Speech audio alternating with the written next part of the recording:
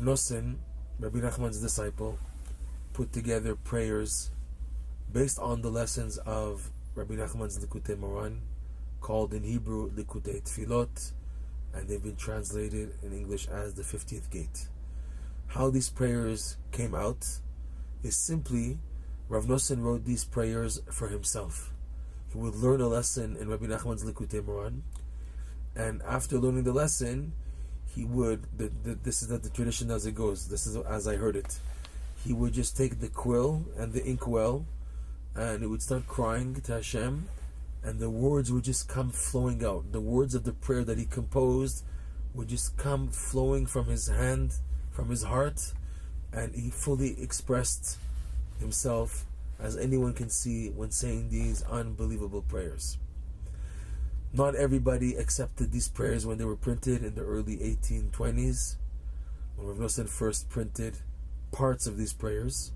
In fact, the people who were opposed to the Breslov movement, called the Misnagdim, they questioned the validity of someone writing prayers, and they developed the slander, oh, the Breslovers, they have their own prayer book.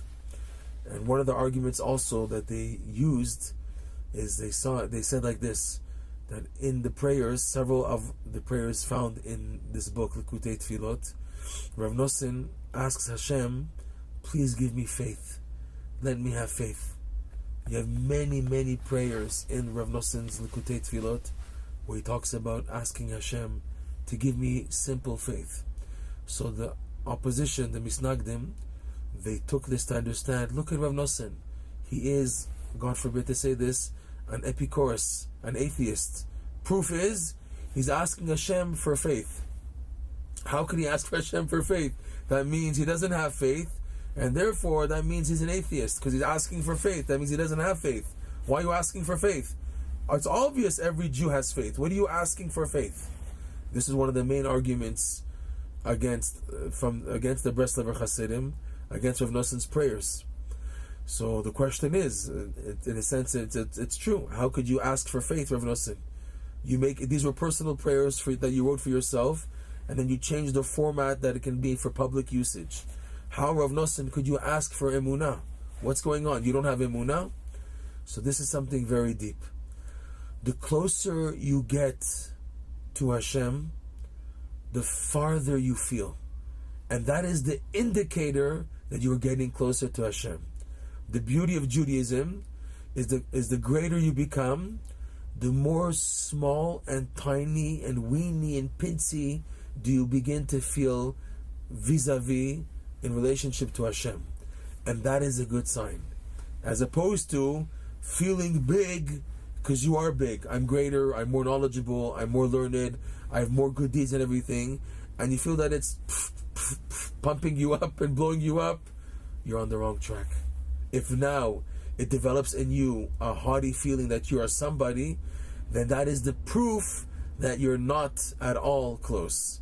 Whereas the opposite is the real truth. The greater you come closer to Hashem, the greater your awareness of Hashem's greatness is multiplied and expanded, and you see your worth and your value as being even more insignificant than before. It's like a person perceived Hashem, let's say, for the sake of the analogy, person perceived Hashem at the level of 1,000. So he was -1 and Hashem is like 1,000. He advances more in his awareness of Hashem by learning more Torah, doing more mitzvah, more davening. So the person changes. When a person connects more with godly light, godly wisdom, godly holiness, spiritual holiness, his awareness of Hashem is heightened. And when his awareness is heightened, Hashem is even greater in his eyes. So that now I'm even farther than before. I perceived initially Hashem at, let's say, being at level 1,000. Now, because I went up a level, I see Hashem at being at a level of 1 billion. So I'm much farther than before. Even though technically, compared to the previous level, I advanced. But what does it help now when I see that Hashem is much more greater than before, so I'm even tinier? So this is Rav Nosson's asking for faith, because Rabbi Nachman's lessons open up a person's mind and consciousness and awareness to greater levels of Hashem's greatness, So automatically a person begins to feel at those moments of heartbreak and hitbodedut, not all day, but that time reserved for having a broken heart on how far you are from Hashem. So Rav Nosson, in his personal level, felt now even farther than before from Hashem, which is a good sign. That's an indication that a person is advancing. Because the closer you get, the farther you feel. That's how Judaism works. Because Hashem is called the Infinite One. He's endless. But you perceive at your constricted mind initially that Hashem is at a certain level. But when your awareness is expanded, your consciousness is expanded, you begin to see the greatness of Hashem much more, and that just makes yourself even more tinier, more minute in your eyes.